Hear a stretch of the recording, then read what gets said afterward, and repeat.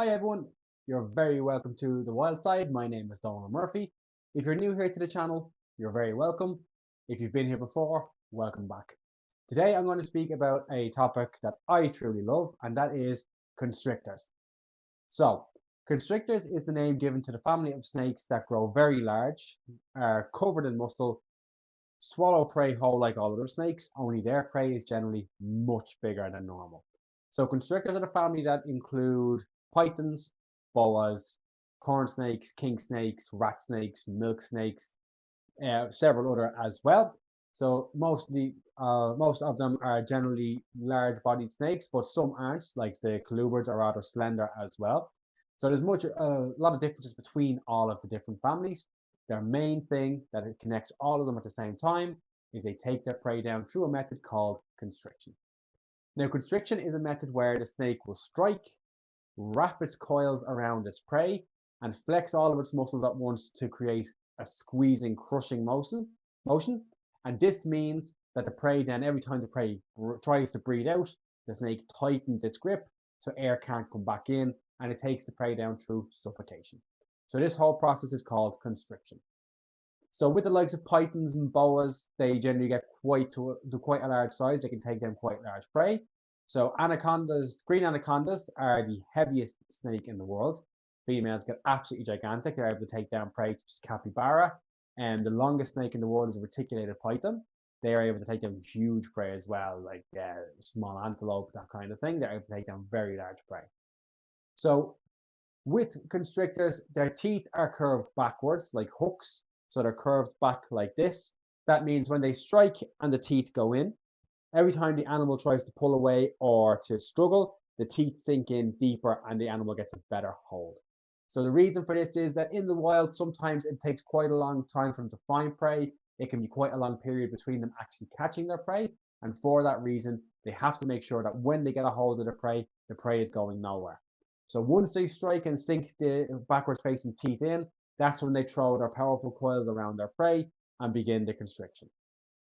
So constrictors have a number of different ways that they're able to actually take down this large prey and then to swallow them. So a number of adaptations go into it, including their forked tongue, which all snakes have, that allow them to find their prey first of all. So the forked tongues actually work by collecting scent molecules off the air. The tongue will flick up and down, come back into the mouth. There's two small holes in the roof of the mouth where the forks of the tongues go in, and they deposit scent molecules. And these go to a very special organ called the Jacobson's organ. Now, the Jacobson's organ allows the brain to actually turn these scent molecules into information for the brain to use. So basically, by the data collected or the scent molecules collected by the forks of the tongue, they know which direction the scent is strongest, so which direction the prey is. And then they also have heat-sensitive pits that have special glands that allow them to determine the body temperature of a prey, to sense the prey by using its body temperature against it. This allows them to see the body temperature through infrared. And when they actually see their prey, they're able to then determine how far away it is by the scent. So as well as this, when a constrictor strikes, once they have started their constriction, once they're holding on to their prey, because the prey is so tightly held, they'll be able to feel the prey's heartbeat, able to feel every movement it makes, and able to determine whether it's breathing or not. So all these go into whether or not a snake knows whether the animal is down and gone or not. So if there's still a chance of it fighting, they won't let go because there's a chance then they'll get away. So once the constrictor is absolutely certain that the prey isn't going anywhere, they then begin the process of swallowing their prey.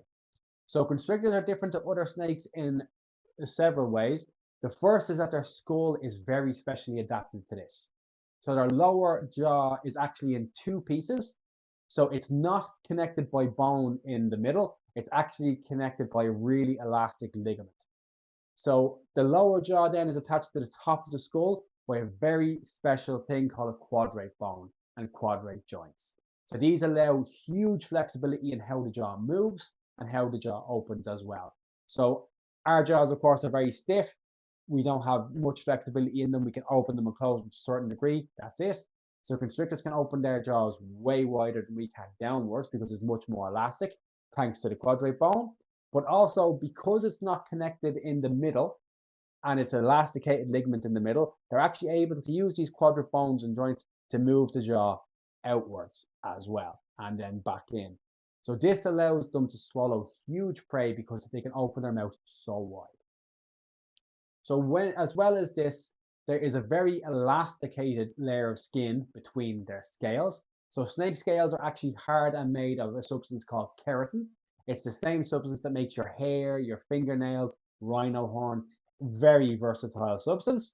And because of this, they're covered in hardened keratinized scales. But between these scales and underneath these scales, there's a very elastic layer of skin that can stretch to a huge amount, and that is called an interstitial layer.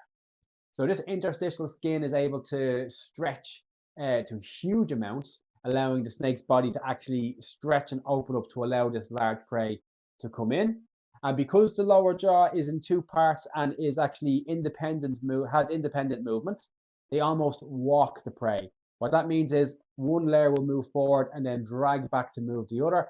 And this process of walking allows the prey to go down far enough into the body where the natural movements of the body take over, the peristaltic movement.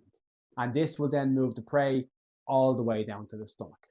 So as you can imagine, when constrictors have all of this food in their mouth blocking up their throat, one of the questions we have to ask is, how do they breathe? And this is another way that snakes are so fascinating. Their windpipe is completely different to ours. So ours, of course, is found in the back of our throat, has a layer going up to the back of our nose as well to allow for full air coming in. Theirs, however, is not found there. It's found at the very front of their lower part of their mouth. It's found at the very front. And unlike ours, it can move. They have a layer of muscle around it that allows it to move. So like ours, it's covered in rings of cartilage, which means it can't be pressed down easily, which is very handy. But once their throat is full of food and they're swallowing their prey and there's not much room for anything else, the windpipe then can just be popped out the side of the mouth and continue to take air in, even though the snake is swallowing this huge meal. So once the prey goes down the body, as you can imagine, if it was us, we'd be in a lot of trouble because we have big blocky organs. They don't have this problem. Their organs are long, thin, and cylindrical. This means that the prey, when it moves down, as it goes through the stomach, the organs can just move out of the way or be pushed up and as the prey moves down, and then just resume their normal function and return to their normal place. So once the snake has struck, gotten its coils around its prey, and has a good strong hold, they'll continue holding in that tight squeeze and embrace until they're certain the prey is down and they won't move or run away. So dependent on the size of the prey, how differently it's shaped, how awkward it might be for the snake to actually swallow the prey, it can take quite a while for the snake to fully swallow the prey. However, the snake will have to move slow enough at the start, because the more that they stretch, of course, the more strain gets put on the interstitial skin. And if they're not careful, the interstitial skin can actually tear. So they will have to go slowly at the start to allow time for the skin to stretch and to take this slow so they don't overstretch or tear.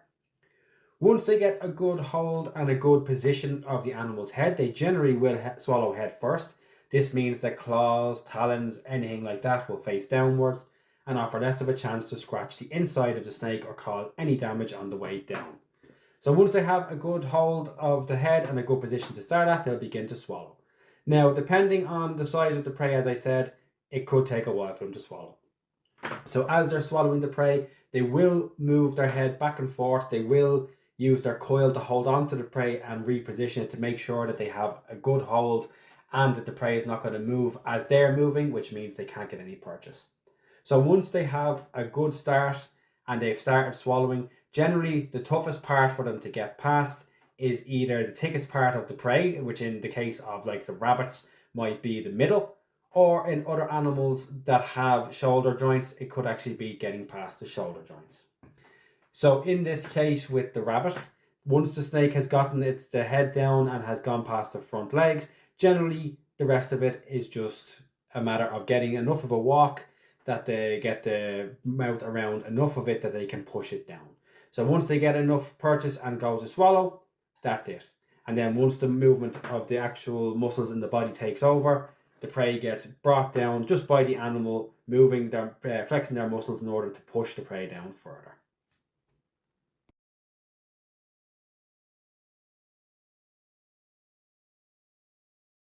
Now, once a constrictor has eaten a very large meal, they're very vulnerable.